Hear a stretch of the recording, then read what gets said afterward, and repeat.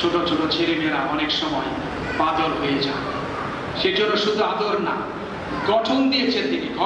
গঠন দেওয়ার মধ্যে শাসনও আছে, সোহাগও আছে, আদরও আছে, ভালোবাসাও আছে, সংশোধনও আছে।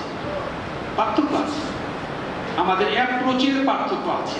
আমরা কিভাবে একজনকে সংশোধন দেব, কিভাবে একজনকে তার মন না ভেঙেও গড়ে দিব, সেই বিষয়গুলো আমরা মানুষের জীবন ধ্যান করলে, চিন্তা করলে খুঁজে পেতে পারি, যেগুলি অষ্টকল্যাণ বাণীর স্পর্শ ছিল।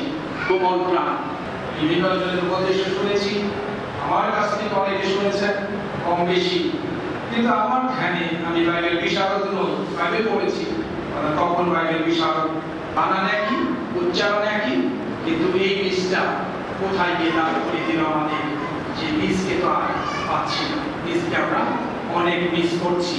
তবে প্রিয়জনেরা, আমি তেজগাঁয়ে এই ক্লাস নিয়েছি, এটা বড় না, কিন্তু গজব সত্যিকারের মানুষ হতে পেরেছে।